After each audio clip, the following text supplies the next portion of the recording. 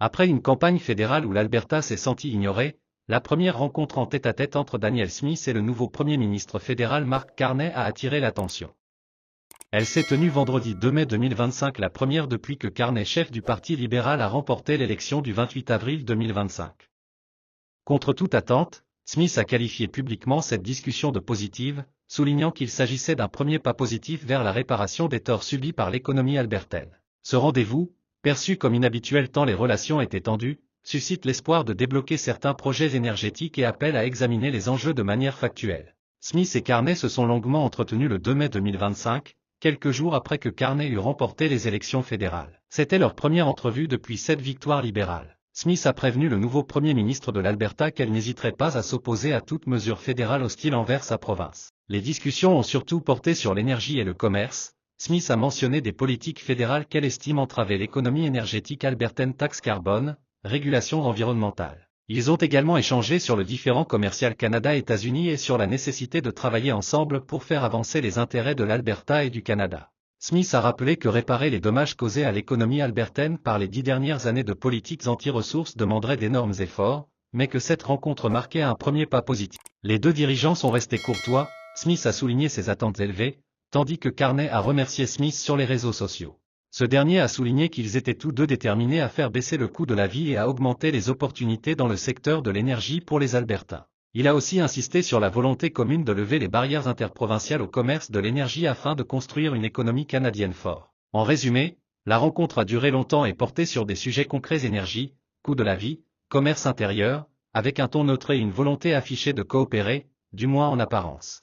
L'Alberta et Ottawa sont en conflit depuis plusieurs années. Les gouvernements fédéraux Trudeau puis Carney ont adopté des politiques environnementales, plafonnement des émissions, restrictions sur les pipelines, loi C-6-9, taxe carbone, moratoire sur les pétroliers au large de la Colombie-Britannique, que plusieurs Albertains perçoivent comme hostiles aux intérêts pétroliers et gaziers de la province. Danielle Smith considère que ces mesures empiètent sur la compétence provinciale et freinent l'économie locale. Au cours de la campagne électorale, Smith a critiqué Carney et salué Pierre Poilievre, chef conservateur, comme défenseur de l'Alberta. À l'issue du vote, elle a publié une déclaration appelant à réinitialiser les relations fédérales-provinciales par des actions concrètes. Elle a notamment lancé « Nous sommes fiers d'être Canadiens unis, mais nous ne tolérerons plus que nos industries soient menacées et nos ressources bloquées par Ottawa ». Cette déclaration souligne le niveau de méfiance ambiant dans la province. Le gouvernement Smith a récemment approuvé une loi abaissant le seuil pour déclencher des référendums provinciaux, y compris sur la séparation du Canada. Cette initiative a été vivement critiquée notamment par des chefs autochtones comme alimentant le mouvement séparatiste,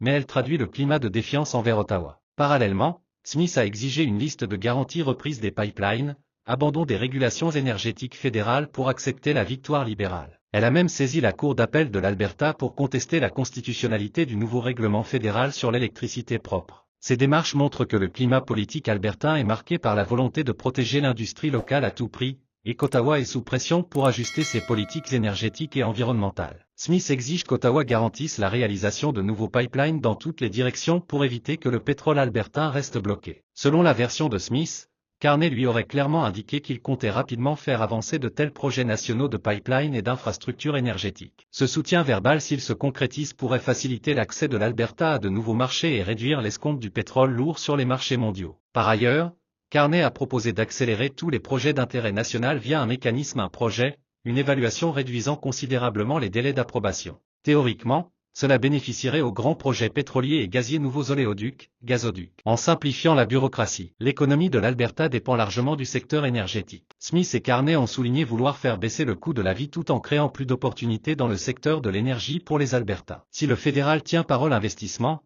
expansion des marchés, cela peut entraîner des investissements accrus, plus d'emplois dans l'exploration-extraction, et une hausse des revenus pétroliers pour la province. À l'inverse, sans changement concret, les entreprises pourraient rester frileuses. Des analystes notent que si les principales contraintes comme le moratoire sur les pipelines persistent, l'industrie restera contrainte de redistribuer ses flux de trésorerie aux actionnaires plutôt qu'à la croissance. Sur le plan politique, cette rencontre symbolise une possible détente formelle. Carney a exprimé son intention de bâtir une économie canadienne forte en coopérant avec les provinces. Concrètement, cela signifie qu'il devra tenir compte des demandes provinciales dans son action transport intérieur de l'énergie, accord de substitution pour les évaluations environnementales, consultations autochtones. Par ailleurs, Carney, ancien gouverneur de Banque centrale, a promis de faire du Canada une superpuissance de l'énergie, tant propres que conventionnelles. Il mise sur la fois sur le développement pétrolier et sur la lutte contre les émissions captage du carbone, renouvelables. Le principal enjeu sera de voir jusqu'où il conciliera ces deux objectifs, par exemple,